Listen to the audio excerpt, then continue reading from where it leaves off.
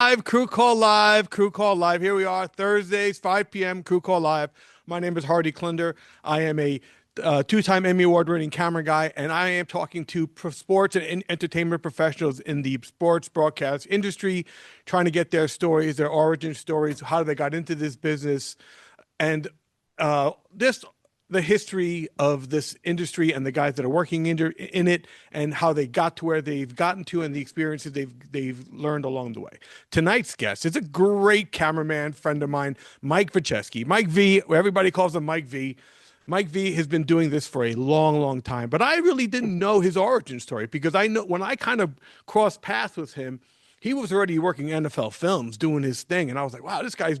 And I always had a little bit of jealousy about that because I had sent NFL films my resume. I sent them many of them my resume back in the day when that's how you got gigged, but I never responded. So, Mike V, welcome to Crew Call Live. How you doing, my man?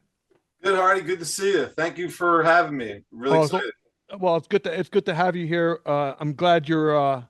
I'm curious to know your story because what was your entry into this business? How did you make your way? How did you get NFL films to respond? I couldn't get them to respond to me.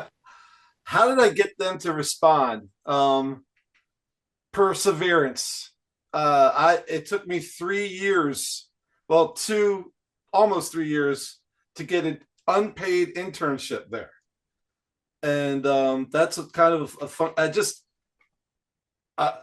I'll start at the beginning. I was playing football at Villanova, and I hurt my neck the last week of my freshman year, and I was trying to come back my sophomore year, and they wouldn't clear me. The dream was over, and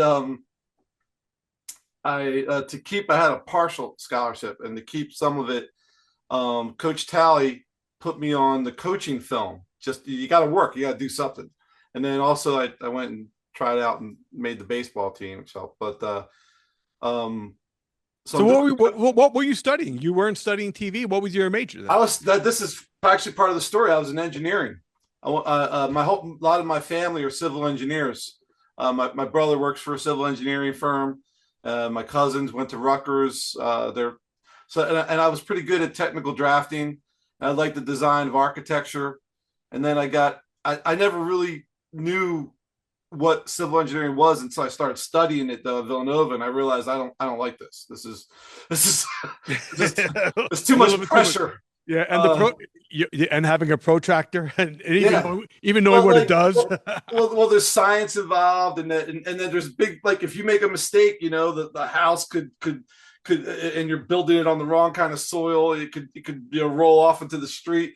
You don't want to bridge the collapse on your watch. So I wasn't really fond of that. But since I was a kid, I had always seen the NFL films. I love sports, football especially, and I'd always seen the NFL film on TV, and somehow it always hit me. It's like that's somebody's job. Someone has to shoot that for me to be watching it. So that was in the back of my mind, and I joined at St. Paul School in grade school. I joined the VA club, the video and audio club. So I was a geeky camera guy back then, and then I always liked a little bit of photography and stuff, a little bit, but I kind of got away from it for a while until I got that chance where Coach Talley put a camera back in my hand, and at the same time that summer I had gotten a job in an engineering firm as a like, just doing like maintenance and janitorial, and just helping out, like driving the surveyors around, and that engineering firm was still around, Taylor Wiseman Taylor at Mount Laurel, New Jersey. And Give him a shout out. Why not? yeah, why not? Hey, they They gave me hired. well, it was right next door to NFL Films. So And yeah. I would sit there and be like, I should be in that building. Like, I knew it. And so I went many times. I went over and asked, hey, what do you got to do to get an internship here? And they told me, and that's my new puppy. Is he being a pain in there with Luke Skywalker or Jedi? Jedi Listen, I'm a Star Wars generation too, bro. But I got a job on the Hut at home. I got a little fat chihuahua that lays out on the couch. I call him Fat Cat. He's making an entrance. He ran the fence down, and well, maybe he wants to let him hang and listen. Maybe he's interested in your story. He wants to know how this is Luke. If you can see him. Oh yeah, he's a big guy. He's a big guy. He's only 8 months old, and he's got this big already. And you got to be a star. He jumped in here to stop my story, huh? That's okay. So that's interesting to me. So you were definitely thinking engineering. Then you were the proximity to NFL films. It was right there. They're scratching at you like, come on, knock on this door, knock on this door. So I went over. I asked them what to do. They said, well, you're in the wrong major. So I immediately went to Villanova, and changed my major. And they didn't have a film program, but they had communications. So I changed my major to communications. I ended up being a double major in communications and poli-sci, and I started taking TV 101, get behind the hands on, right behind the camera, studio stuff. And when I couldn't play football anymore, I went to Coach T and I said, "Hey, this coaching film is great, thank you. But I'd like to try action. I'd like to try what they do with NFL films." And he was like, "Well, we don't really do that." He said, "We don't have a need for that because we have a company that does the year-end highlight film called CCI." And he gave me the guy's number, Ken Sillinger, and he said, "Well, yeah, if you can get the camera from the school department, then." Yeah, if you can pull off some highlights, we'll take a look at them. And that was it. That's all I got. So, but I went to the school department. They let me bring it out and all of a sudden I was shooting guys who used to be my teammates. I'm shooting Tommy Colombo, play quarterback, and Curtis Eller played middle linebacker, who I was just, sitting behind. He was a 4-time All-American. I'm sitting there watching him most of the time. And but hey, did it help you that you knew the playbook too? Yeah, a little bit. Yeah, sometimes I knew what was coming. And guess what? Some of my highlights made the year-end highlight film, and that gave me a start where I would send that stuff to NFL Films. I kept sending it to them and letting them know, "Hey, I'm here, and I'd like a shot." And I got a card. I wish I had it. I should have brought it. I still have it. I got a card back from Steve Sable himself, and this is one of my prized possessions that actually, when he passed, a producer mailed it to me because he had it in his desk, which was amazing to me. It was a card that said, "Mike, we're all staffed up right now, but you look like a #1 draft pick. I looked at your stuff and you look like a #1 draft pick." And man, that just gave me confidence to keep pushing. And I just kept sending them stuff and bugging them. And someone that would look at my stuff and get back to me. And one guy, one producer, I can't remember his name, but he was like, "Hey, if you want to shoot and edit here, which you say you want to do, be a filmmaker, then we value English, we value writing." And so I went when I graduated, I'd never got that internship for 2 years. I went and applied and went to grad school for a summer at Penn State.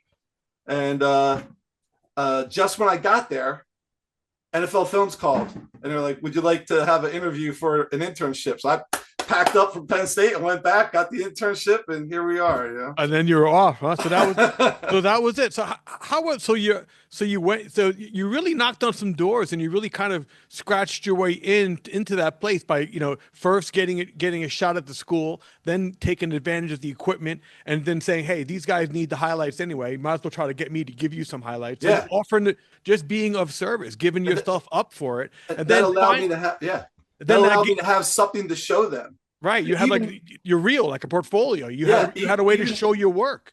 Even then, my final project for Professor Len Shiles, my final project, I decided to make it, I remember the name of it, The Making of a Quarterback. And I had a buddy, my best friend, who was a 3-time All-American Division III quarterback at Rowan University, Eddie Hessen.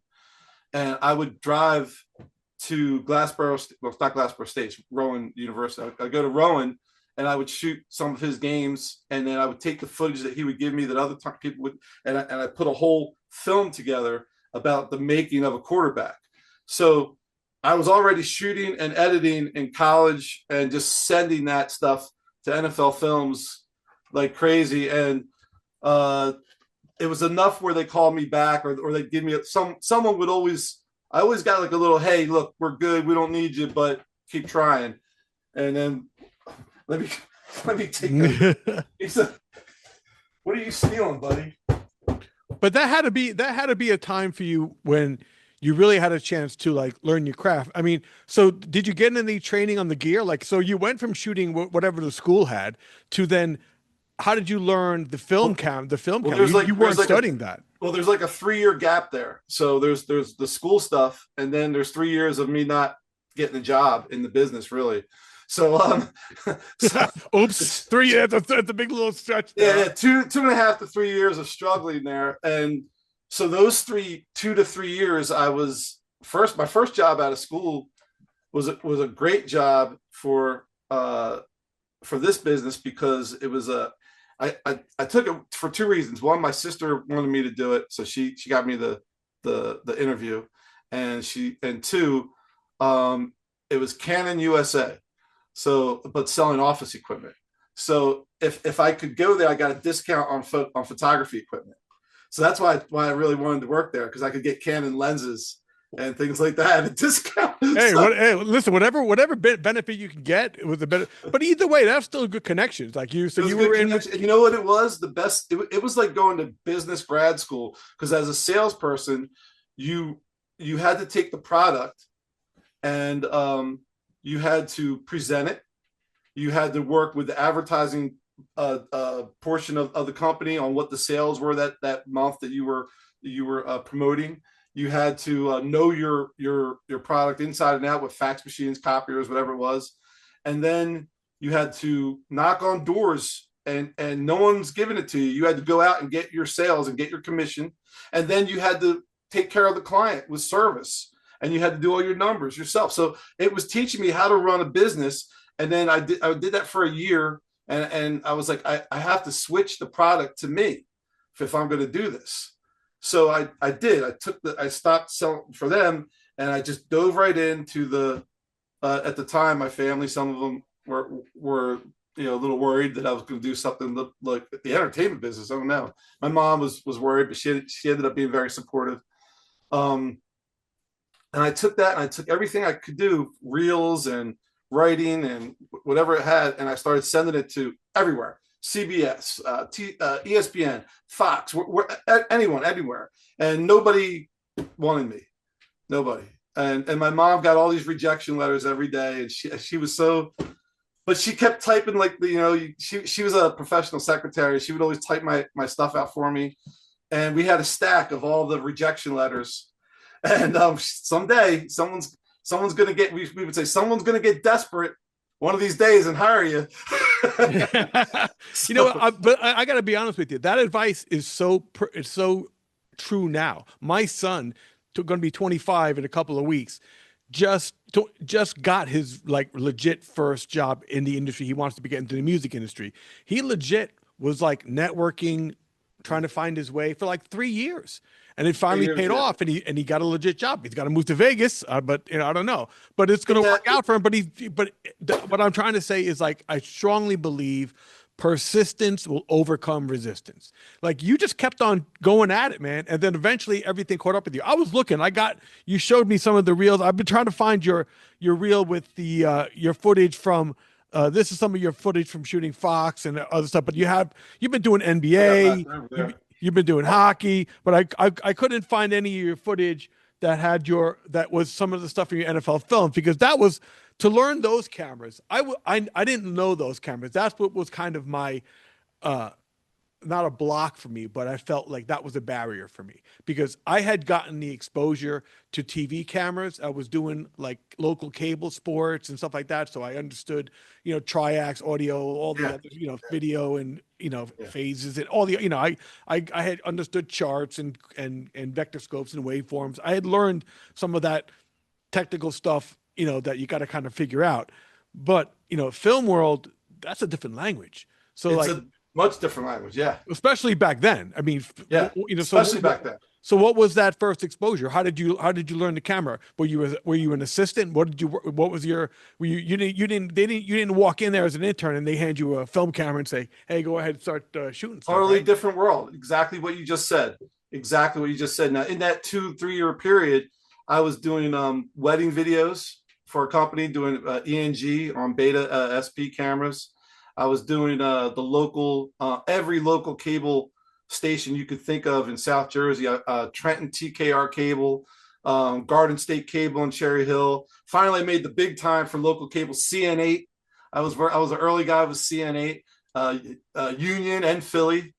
Now that's a different cat. That's today. That's 2026, 2025. Yeah, that's a recent one of you. But I would just say, going through some of this stuff, man, you've been doing it a long time, man. These are all stories I can talk about. But wow, yeah, the Getty images. That's one of the greatest moments of my life right there. Oh yeah, because you're a Philly guy, right? Yeah. So, well, I'm a Jersey guy, but I lean Philly because I'm right in the middle, and we're a little closer to Philly. So I grew up Philly Eagles, Phillies, Sixers, Flyers fan.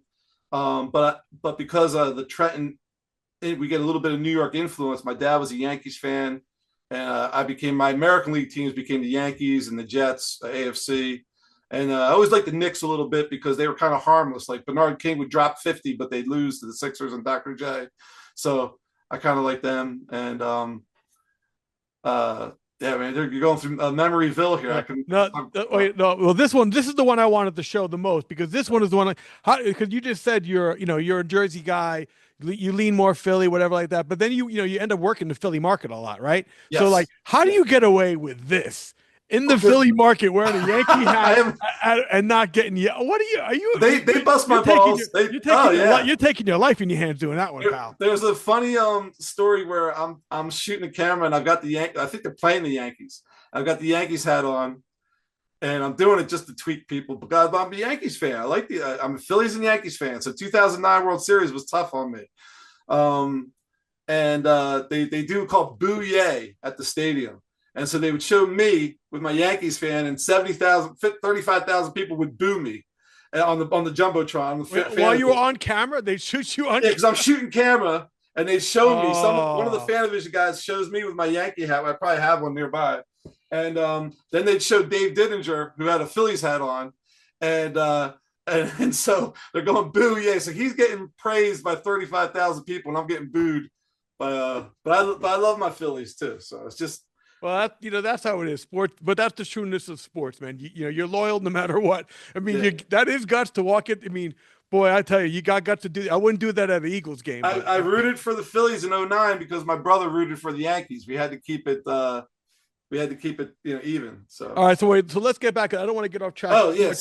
Let's get back to the film. So what was that first film camera? Right. So I'm working these local cable stations, and I'm a utility. I'm wrangling cable, and then I finally got to shoot some camera, and I'm doing that wherever I can, anywhere I can, and then I get the break and get to NFL Films, and I had never seen a film camera before, and what I did there was it was a little intense because you go in the camera department, and Hardy, you're an intern, and if you're like us, okay, there's interns that are just interns.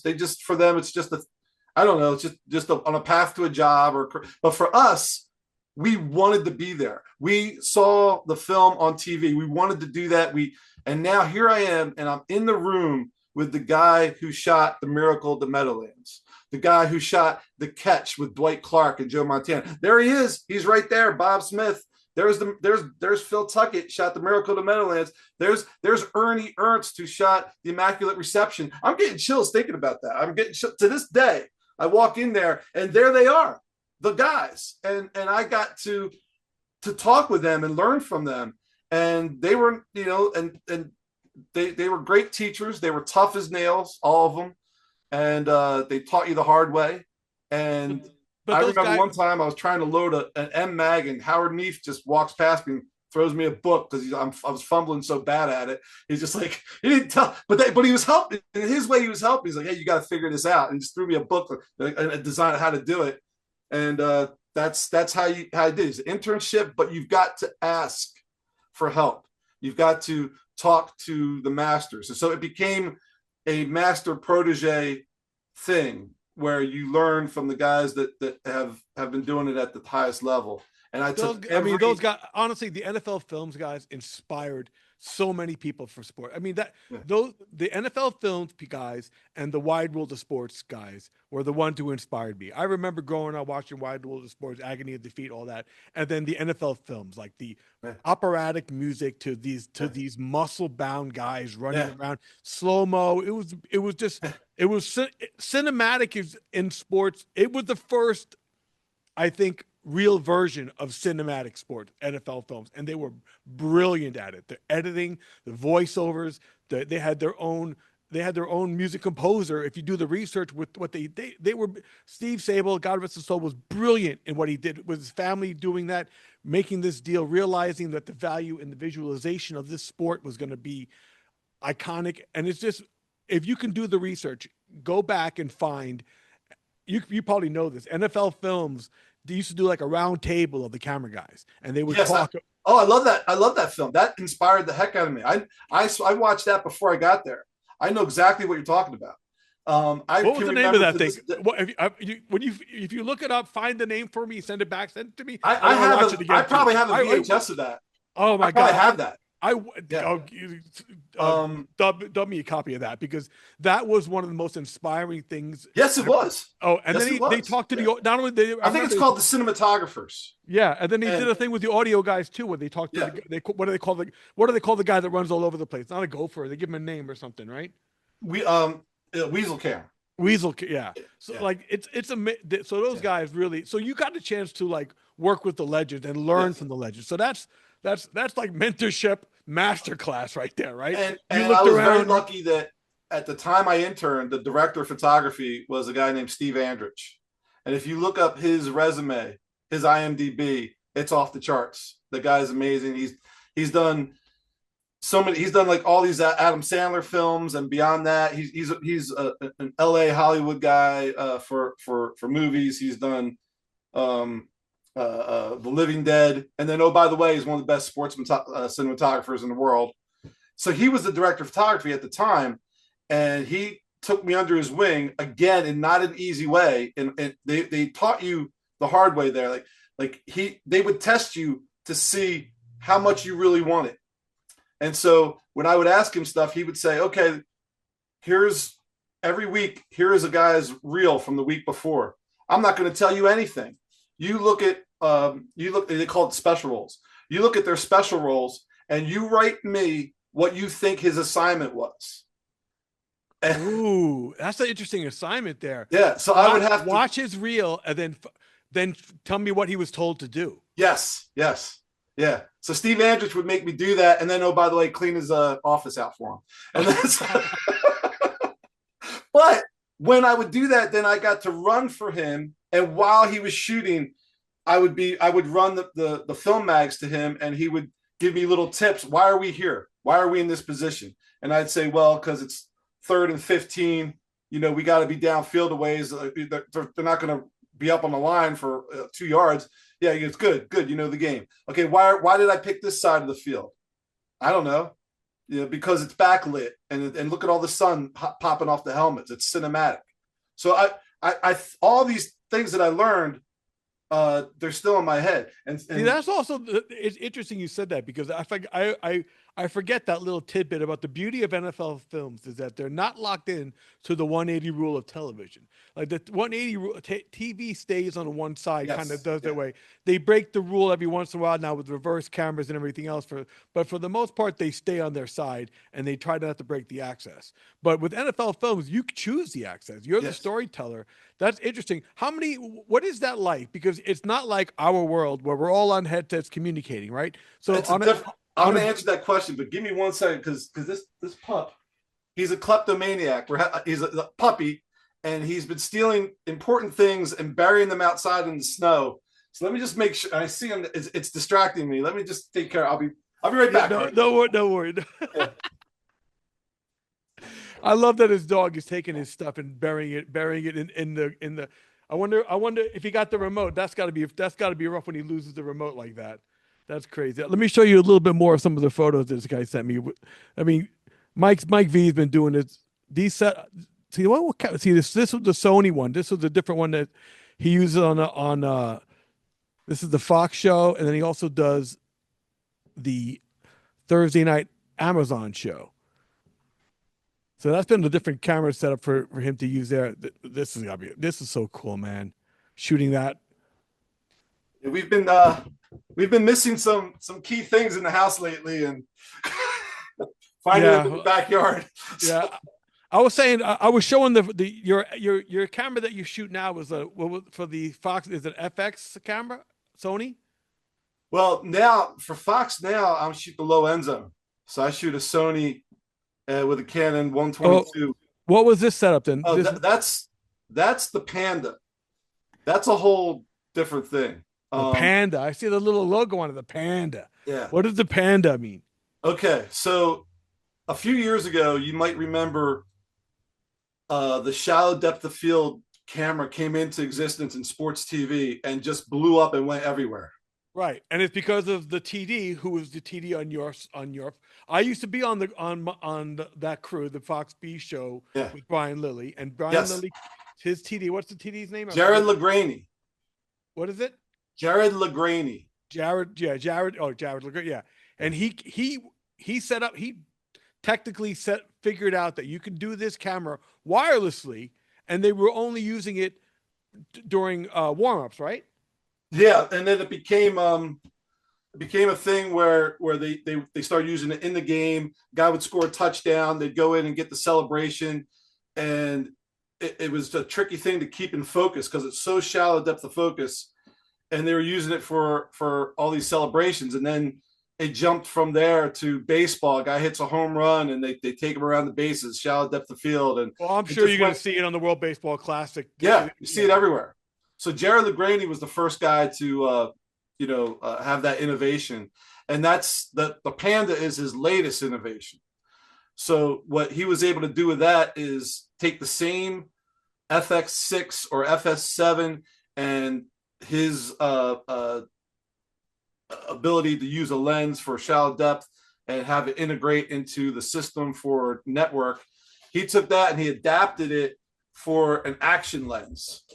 And this dog's amazing. You just brew through. Okay, Luke, you're in. Luke, that's it. Now you're in. Oh, so I see what you're saying, because normally if you're doing a cinematic lens, you don't have the luxury of a servo lens. You got to use a prime lens. Yeah, and it's all in your hand. So yeah, so this one you can shoot. It's a 300 millimeter lens, so you can shoot action with this. Oh yeah, I see it. It's a Fujinon 24 to. Yeah, that is a really nice looking lens. Now,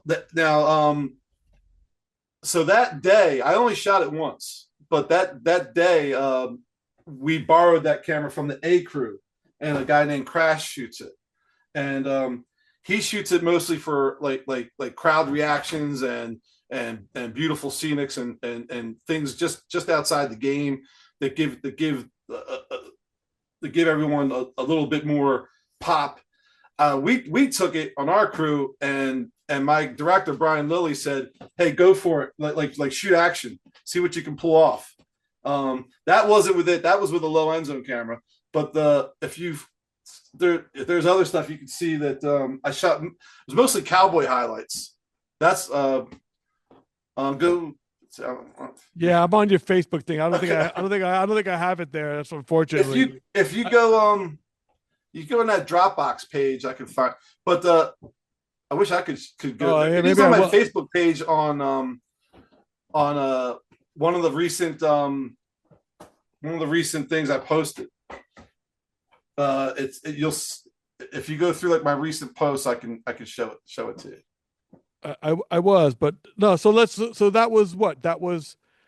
Not that had a special shallow depth of field. Like to me, that's been the two biggest things hitting the sports world is this shallow depth of field and this super high frame rate. Like right. And that one had both. It goes up 250 frames per second. So and you were did you have video have to make the settings, or you had to dial in your own settings for that camera? it's dialed in, but then the tape room can affect it how they like. And the tough thing part is like it's RF, so you're sending it back, and it's kind of like NFL films in that. Hold on a second. Hold on. Whoa, buddy. He's stealing something. Hold on, buddy. Come on. I love that this dog is taking your stuff and just right in the middle. He never comes down here either. Yeah, it'll be on eBay later. Don't worry. All right, come on. I'm looking at the email you sent me with all your career highlights, the high school 89, Villanova 94, 95, the Cannon thing. You made your way through a lot of stuff. 96 freelancing, doing the Trenton ABC News, 98 still shooting stuff. 1998 ESPN NCAA college football. He outsmarted himself that time. He went outside, so I closed the door. All right, yeah. Well, he's out now. He's out. If you want to see that shallow depth field, yeah. But no, talk to me a little bit more. So what was that? It was a 16. Well, that was just a special day that the A crew wasn't using it that week because I think they were in between games somehow on like a Thanksgiving weekend. Like they had done a game, they weren't doing the day we were shooting it, so we asked for it, and Brian Lilly, our director, he's really a great director in allowing you to do what you do. He said, hey, go for it. Even on low end zone, he trusts you. He knows you got to know your responsibilities, but he says, do your thing. So he said, hey, look, we're looking for NFL film style stuff. So I put it on a low boy, and I channeled my best Steve Andrich, because that's what he really immigrated to, doing that style off of the low boy hi-hat on the ground. He championed that. And so I did that, and I pulled off a few licks that got in the game. Maybe they'll go back to it. Maybe it'll be a thing. Maybe it won't. I'm not sure, but we did it one day, and that day was pretty cool because it was the first, it sort of slid under the radar, but it was a little bit of TV history. Is the first time every lens that was a low action lens, the two low end zones, the cart, me, Smoley, on the Megalodon, everybody was shallow depth of field except for your up cameras. So that was the first time that a broadcast had all the low action cameras. Every one of them was shallow depth of field. I mean, like I said, the shallow depth of field is the thing that's changed the industry. You can do it with the glass, and you can even do it through EVS. They have these AI features that you can do stuff and change. That's staying focused though. That's true too. So the NFL film stuff was great. Then you make you're on the Fox show, B show, right? With and now, yeah. And Brian Lee, but I think you do. Don't you do Thursday too? Yes. Yeah. So what is that like? Because I've only been on one crew, having to do one game a weekend, and that felt like a lot. Banging out 2 a week, it's got to be rough, right? What is it? What's it like doing and then let's talk about, like, I know the B show is still a pretty big show for Fox. Yeah. But the Thursday night show, that's the behemoth, right? That's huge. Let's talk about that. What camera number on you? How many cameras are on that? I'm camera 21. So I go from being camera 8 to being camera 21. And I am the reverse low cart. 2 double cart or single cart? 2 double carts on that show. 2 double cart, like I said, a behemoth. Yeah, 2 double carts, and I'm the reverse low on that. Reverse low. And you are a Mo or not Mo? I am a Mo. Yeah, 6 times Mo. 6 times Mo. Camera, what number was it again? 21. 21, and your assignments are what? Pit? My assignments are action, follow the ball, and and my partner Chad Drain, he's above me, and he dials in. Okay, where are we going to be on the field? So he has the comms with the driver. Then he's the one dictating where you're going. You're just along for the ride. I'm along for the ride, and then he frees. He usually stops it in time for you to get set for your shot, and then you do your thing. So it's a coordination between him and me. We have to really be careful to not move too much when the other guy has a red light. And we have to coordinate that we know our assignments. There's no reason for us both to get the quarterback coming off the field coming towards our sideline. So you want to look for that secondary hero or GOAT a lot that's on your team coming your way for the face. So we talk to each other and we work those things out to make sure that we're giving our director on Thursday night, Pierre Musa, the most options as possible to tell the story.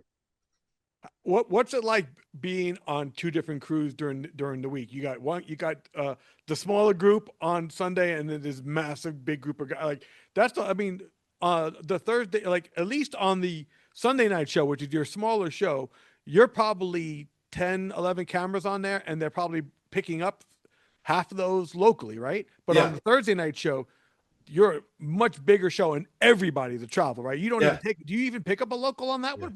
Maybe for the all 22. The Spanish feed, I think, gets the one guy for the Spanish one feed. Guy, yeah. Because he needs to listen, I'm available, and I know a little Spanish too. Hola. All right. I know more than that. Yeah, I know more than that, but it goes to show like it's a crazy big show, right? Yes. The good news for me is that I love football. I love it. And I'm blessed. God has blessed me to have this opportunity. And then that's fine. God helped out, but you worked hard for it. Don't God gave you the gifts and the talent, but you recognized, you saw the opportunities that got presented in front of you. Give yourself a little credit. You put the work in, man. You put the work in. Yeah. Well, God gets all the credit, and then I play my part. But then what he blessed me with in particular is that both of these crews have such great people. You can be on a crew and you can do your job and be okay and do what you got to do, but it can be a long year sometimes. Yeah, I know what you're saying. You're on a crew with a bunch of guys that I used to work with. The best guys right here. These are my brothers. Yeah, Win Bernfeld, awesome guy. You get Smalley, Mike Smalley and Dave Hockenmeyer. Hawk from down. Yeah, Fox all great guys. That's in Ireland. Yeah, that was a good. How was that experience for you? Going Ireland to London? Was amazing. Absolutely amazing. It was I never had been there. The food was way better than I thought. Some of the for some reason it fell to me to kind of like go visit places for some scout shots. That's Kelly Wagner, our tech manager, and we some of those shots that Dave took made air. We were in a rugby stadium. That's a rugby stadium, and we're playing football there. So you had to do. You went off of the. Were you assigned the E&G, or you just went along for the ride? Was I what? Were you assigned to do E&G? No. It just sort of fell like I just sort of I woke up and I said, guys, I'm going to the oldest church in Ireland. I'm going to St. Patrick's. I'm going to the oldest bar, whatever it's called. And Dave and Smalley said, that's great. It's a great idea. Like, let's go. And then they filmed it and it made some of the game flow rollout stuff. So, I mean, I thought this is so cool. Like, it's just the Pittsburgh Steelers logo and things are in Ireland. The terrible towel was in another country. I just thought American football, it was impressive. I know. I remember I did the first NFL game in London with the Giants and Miami and for Fox with Winnie and Ratuz but with different director back then. It was Michael Frank, and I remember that time in London for that particular event, the first time American football was in the UK. They had some great ads, and they had these ads of these soccer players going to kick the ball and being tackled by like a guy in a football uniform, and it's like American football's here, and it was just really cool stuff. Like, I love that an American sport is embraced internationally. Yes, NFL this year is going to have more international games than ever before. The sport is definitely expanding worldwide. It's a giant right now. I mean, if you are into sports broadcasting, football is by far number one. If you looked at the data that said the top 100 broadcasts in sports this year, like 90-something% were NFL games. The other handful were college football games, some political stuff, a World Series, and some others. But like 90% is NFL. It's a great game. It's an incredible game. And it just lends well to what we do. I mean, as storytellers in this business with using cameras and all the tools that are available and broadcasting, it's perfect Yep. because there's always like that is the thing. The You and I field is both. 16 by 9. Yeah. Well, but also you and I both know like the experience of being in these camera meetings and you get handed the sheet of paper with some storylines and what they think is going to happen. Oh, this team last week did this guy did this guy, there's a chance we're going to see this. Everybody has a guess, but how many games have we done where what they said was Right off not script. Yeah. way off script. Nothing that was in the meeting was like came out the way it is. But we all went with the flow. We had sometimes those shows where the predictable stuff doesn't happen become your best shows because you were reactive. Yeah. You just went with the flow. You told the story. You found the positions. You went with it. You paid attention to what was going on. Everybody still just did their job. When you do your job, good things happen, and then you get a good broadcast, man. That's the formula. Yeah. Yep. And you have people that put people in positions to succeed. So you love football. I love football. But unfortunately, football is not the whole year. We got to do other stuff. We got to do, and basketball, baseball, hockey, all the other stuff. What is your other? What's the rest of your year like? I see you. You see, you're unique. You're kind of like, I don't want to say bi-coastal or by market, but like you work multiple markets. Yeah, I live in Trent, like right near Trenton, New Jersey. So I'm just below Trenton, Burlington, so that's the state capital. It's smack middle of the state, and it's right in between Philly and New York. So I started in the New York market actually. I went to NYU briefly for some post grad classes, and I got my first break after NFL Films was working at NBA Entertainment. Oh, and it's a caucus? Yes. Oh, I did that too. Yeah. Do you remember? Wait, back when they first started, do you remember they used to they were the only other studio to have a crane camera? Yes. Like the one that was the other one that's the only other one in existence now is 8H SNL. Yeah. And they had one. They had one, yeah. So we would do shoots in that studio because it was Ahmad Rashad. Inside stuff. I used to do that. Oh man, that was so cool. Because I remember it was early in my career, obviously back then, but to even get a chance to the only other one of these things is at 8H, and I ain't getting into 8H easily. And I'm like, how do they have this here? And they only like that tells you how big that NBA that back then Ahmad Rashad and that show was a huge show. Yeah, big. Yeah, I got to work on it a little bit, but I was mostly on the international shows, and I did get to complete my dream though, because when I went to NFL Films, I wanted to be one of the guys who shot and edited film. So I wanted to be like Phil Tuckett or Jim Jordan or Bob Angelo. When I got to NBA Entertainment, they hired me first as an editor. And actually, it was just. Well, you must be able to talk a good story, bro. You talked your way into editing without. Did you? Okay, I'll tell you that. I'll tell you that on what? Well, what did you? What were you? On the Avid. The Avid. Oh. Yeah, and then also back then there was the little machines, the tape machines. Oh yeah. But my first job was not glorious. It was just footage licensing. It was just find highlights in the library, come back, chop them up, make a tape, and send it out to ESPN and for highlights of somebody. And that's all it was. But to get that job was huge for me because again, after the internship at NFL Films, I was out of work again. But I was like free back to the local cable stations. Back to, I'm not knocking CN8. I'm not knocking the Trenton Thunder. I mean, I appreciate that I worked there, but it was back to that. You didn't want to be doing it forever. And sometimes I remember sometimes like. You get an opportunity to do something and you think, all right, I'm moving on. And then you end up coming back and still doing the other work that you were doing. You're like, all right, maybe I'm not really moving on yet, but I'm gonna. The funny thing is I was so gung-ho back then. And I remember being in interview and after interview in different places, especially NFL Films. Like I had sort of had enough people see my work ethic to get me a shot to get a job as a low-level PA. And the interview didn't go well. I was all gung ho, and they I don't know, they went a different direction. They didn't hire me, and I thought it was like the end of my. At the time, you think it's the worst, and but you don't know a lot of times, and that's where for me where God comes in. Where a lot of times you think this isn't good, or this is a real hit, then it ends up being the best thing, because and that opened up my world to, like you said, football, basketball, baseball, hockey, uh, golf, all these other things I got to do, because I didn't get that job. If I would have got that job, I would have been doing nothing but football all the time, which is great.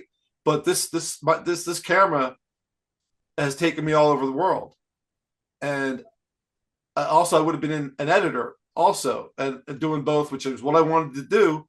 But now I come to find that I like editing on my own, but I don't like maybe having to do it. I like having to shoot camera. I always wanted to be a sports cameraman first, and I'm so thankful that I am.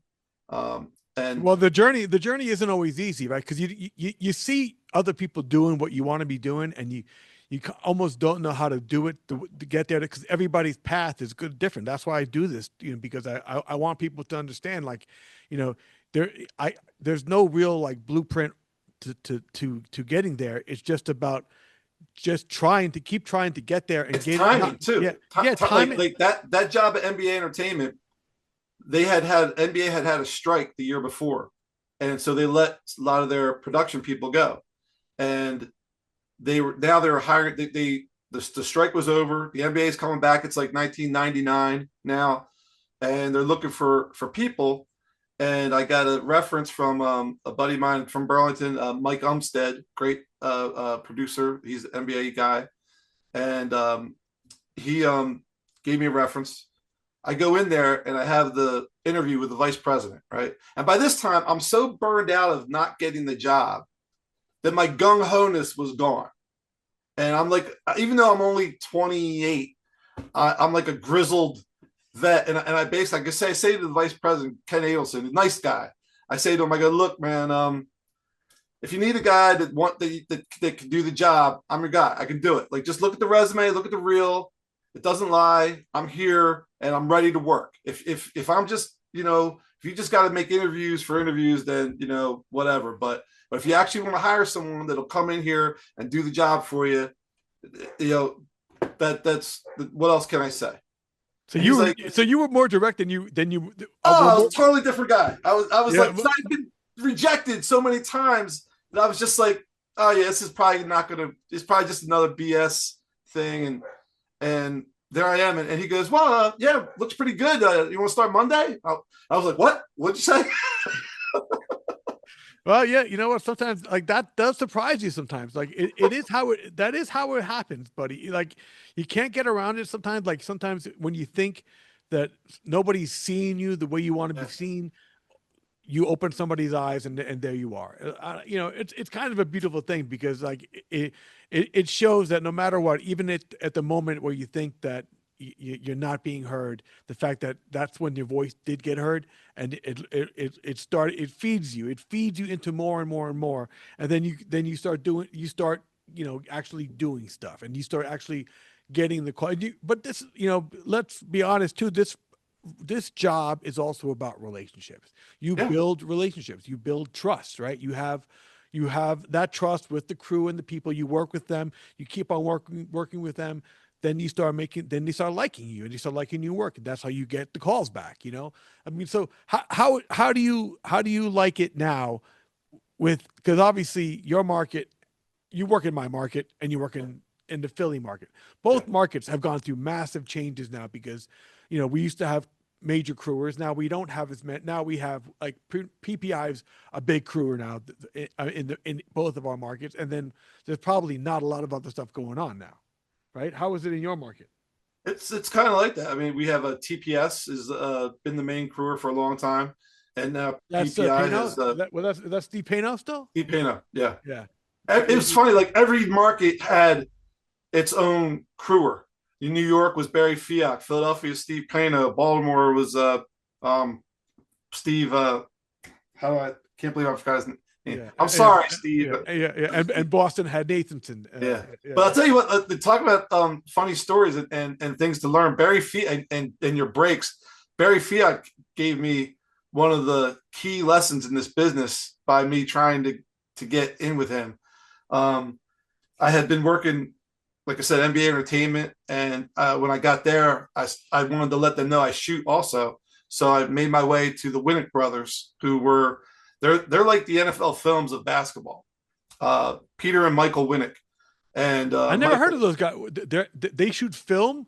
oh yeah, we shot Atom Prods. Yeah, we shot film. I got to shoot film at NBA Entertainment when they, I started. I went there. I told them I had come from NFL Films, and Michael took me under his wing.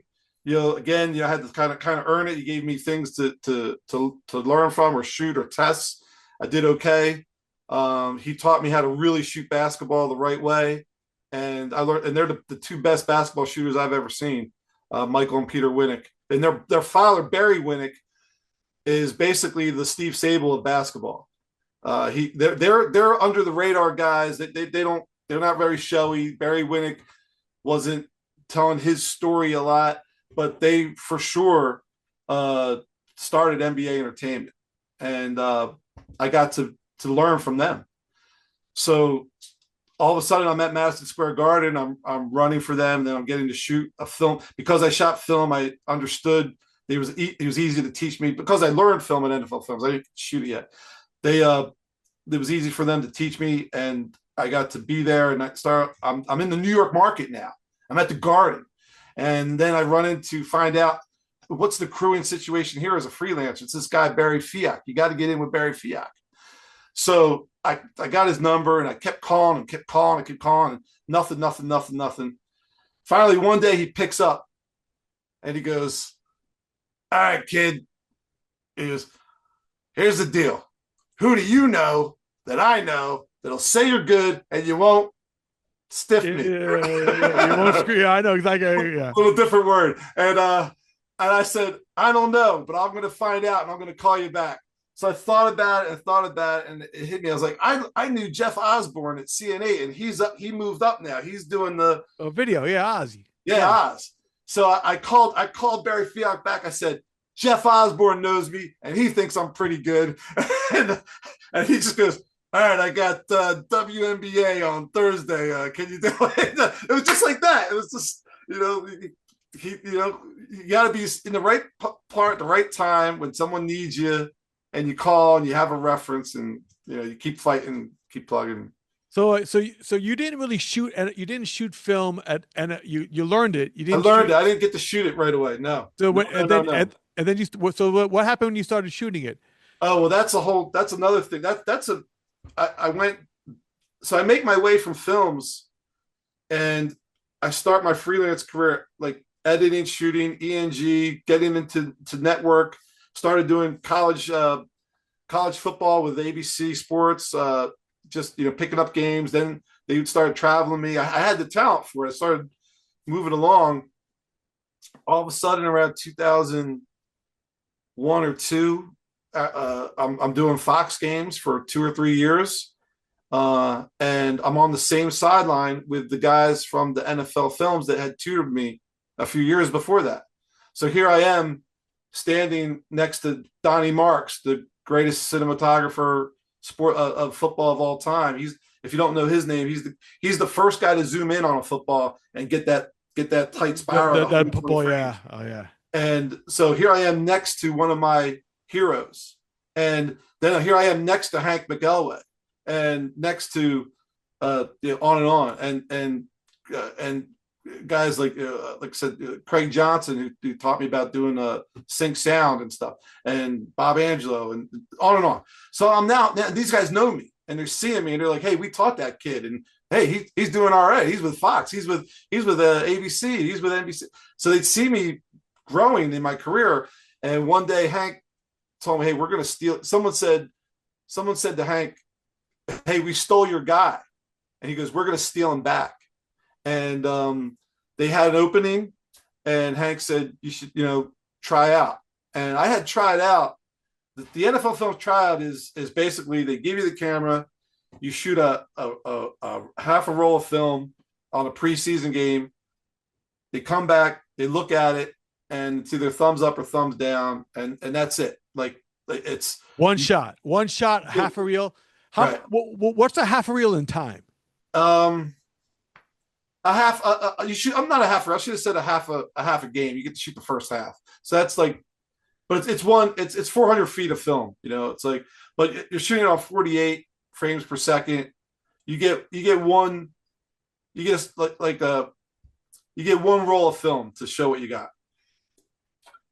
So use it wisely. And the first time I did it, I tried out for the top and the ground cameras. They have a top camera, a ground camera, and a weasel camera. And I passed the ground test. I'm sorry, I passed the top test, which was, you're shooting NFL films has a certain style for that they do, and it's not the whole thing like network. It's kind of like like line of scrimmage plus the quarterback, and then you follow the ball.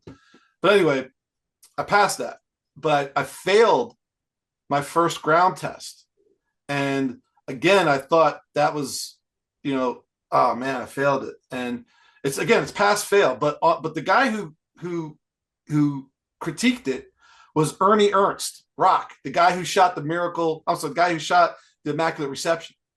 And in the notes, he wrote, "Bring this kid back. He's got something.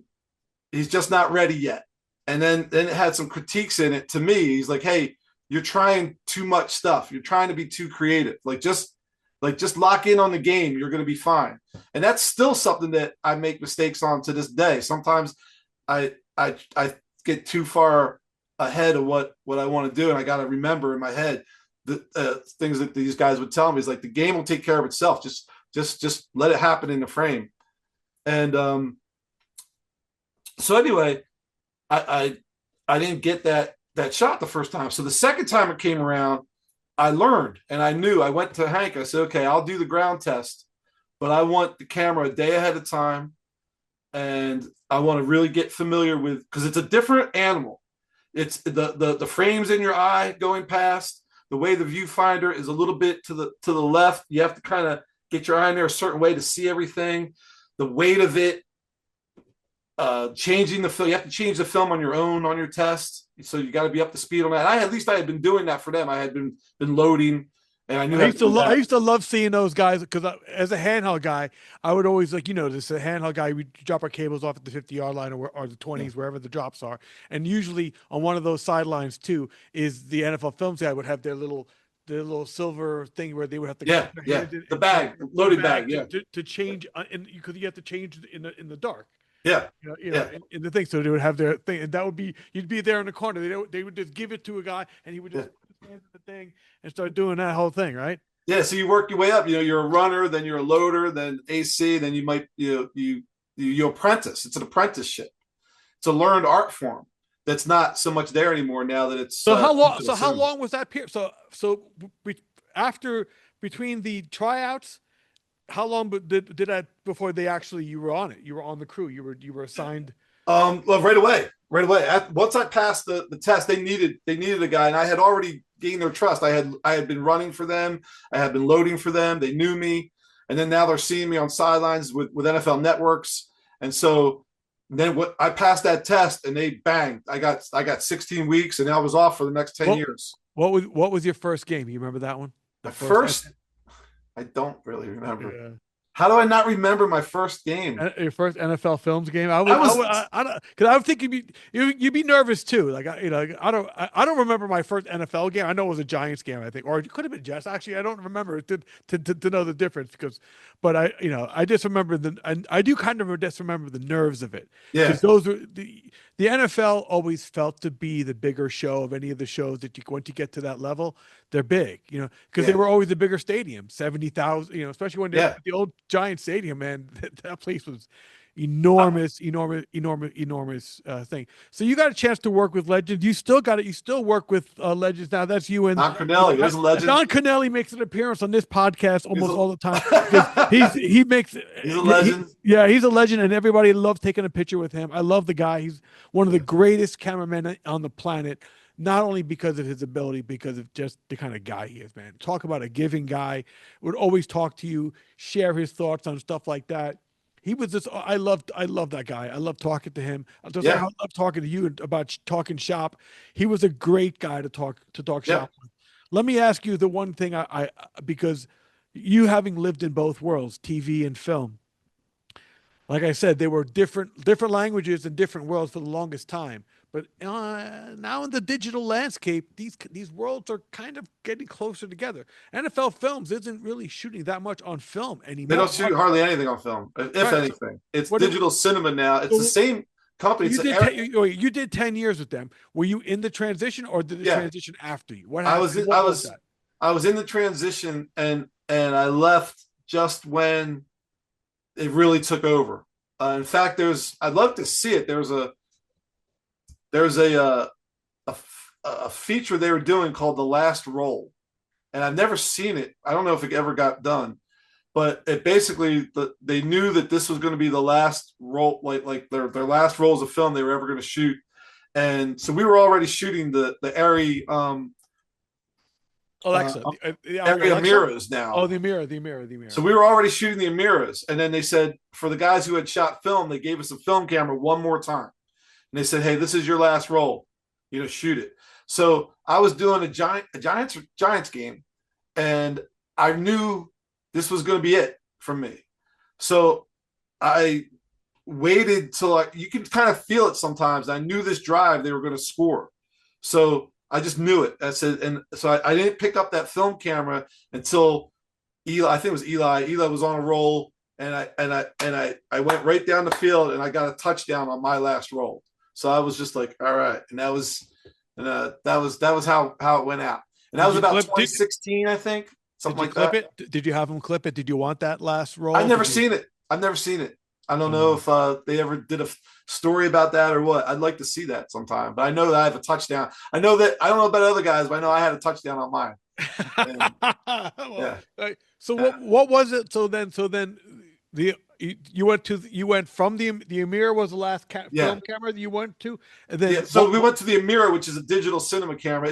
It's still made by Arri. It's like a digital version of the Arri SR3, but it's the difference is if you when they shot film, if you took the best director of photography that did commercial work in New York metro market, right, and you gave him a film camera, he would know what to do with it. He'd be able to take the light reading, and he could give you a nice picture.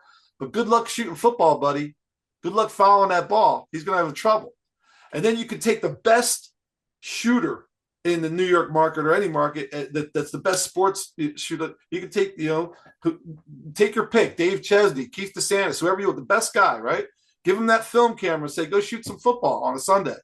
Good luck, buddy, because where's the on button? How do I do this? How do I expose the film? You don't know unless you. So they were specialists that could shoot sports and understood film. So it was specialists for a long time. Now, the Area Mira and the Area Alexa are such great cameras that anybody worth their salt is a professional that understands ENG, that is a good sports shooter. You can pick up that camera and sort of figure it out because it's user friendly.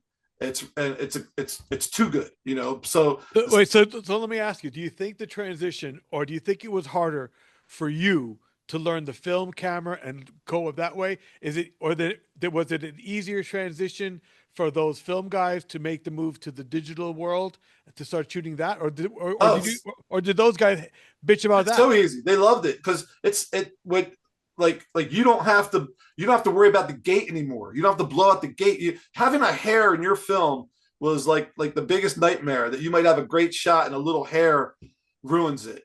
You're constantly cleaning the gate. You're constantly worried about how many rolls I have to do that day. The lights changing as the day goes on. You got to tell your loader, okay, we're going from 400 to 800 speed. It's all those decisions are gone, and you're just shooting digital now. It's like ENG. And What was the post game workflow when it was filmed? How did they turn it around so fast, fast? amazing, absolutely amazing.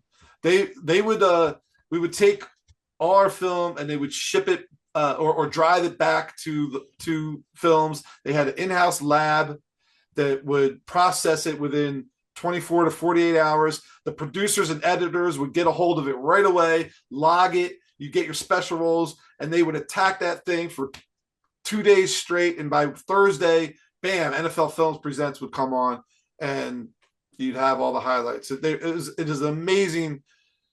Yeah, but that House workflow now has gotten much fast. Now they have like faster. you can you I see those guys post game while we're still tearing out the trucks. There's like at every You take the stadium now. card, you take the card out of the camera, you give it to the runner, and then they give it to a like a digital loader, and that one thing goes right back immediately to the main office, and they start looking at stuff right away. So before the So game is before before the the game's game is over. over, they're Yeah, getting footage to edit already now. yeah, That's yeah. crazy. So if a Did file you is ever think that corrupted, was they going to want to happen back know. then? What? Did you ever think that was going to happen No, when you were back in the film days? Like it would get like this, and no, that's no. It's wild. amazing. And you're right. It is different. Like with NFL Films, there's no headset. You're your own producer. You don't hear about what you did something wrong or right till maybe 2 days later if someone calls you. Well, I Um, hate that because that sucks. I mean, you can go home feeling really good about yourself, and then on Tuesday you feel like shit because they oh, call you the and worst say, thing in the world when you would get that phone call on a Tuesday or a Wednesday, you'd be like, "Oh man, I hope this is okay," because it's usually no news is good news. So you're praying that it's going to be because you got some great shot, and it's not that you did something stupid, you know. well, But at least with our business in network, you get yelled at right away. So yeah, I mean, everybody has their mistakes. Mistakes are inevitable. You know, they're teaching moments. You learn from them. Was there one that stands out? Was there one that you were like, "Oh my God, we got this film. We didn't know it was bad, or this got exposed, or this camera there's a got few screwed of up." them. There's a few of them. I don't want to talk about any of them. That's the camera guy. I don't want to talk about any of them. I don't recall them as much detail as I do the other excellent stuff that I've done. I mean, yeah. I love that. I love that. I mean, I love that also. Like, here's you. That's your full group. That was from what was this Super Bowl? That's from the Super Bowl 2 years ago. If you that Yeah, brings up that's legends there. A lot of legends there too, man. there's Yeah, Buzz, Buzz, Andy Gibby, Mitchell, Vinny, Mario, Russo's Vinny, there. Russo, Rick Corey, Russo, director. Gibby, the tape guys, Yeah. Cornelli, man, Can't beat Kyle, that crew, man. You can't beat Tony, those yeah, guys. all great guys. Yeah. I mean, that's one good thing. You know, you work with great guys. We have all worked with great guys. You're one of the great guys in this business because, I love seeing you on the show because you're a guy that brings it, man. And I love the guys that bring it because that forces me to always bring it too. You know what I mean? Yeah. That's the one thing. Greatness is not something that's like it's a momentary. You're always trying to achieve moments of greatness, and it's just about always motivating yourself to try to do your best work. And then when you look around and you see these other guys doing it, then you got to do it too. And I love that you're always doing it, man. Thanks so much for taking the time to talk to me, man. Mike, this has been so much fun learning about your stories, doing film and TV. Is there anything you want to talk to the next generation of mentors, guys who are thinking about this? What is your thoughts on the future of our industry? Let's end with something like that.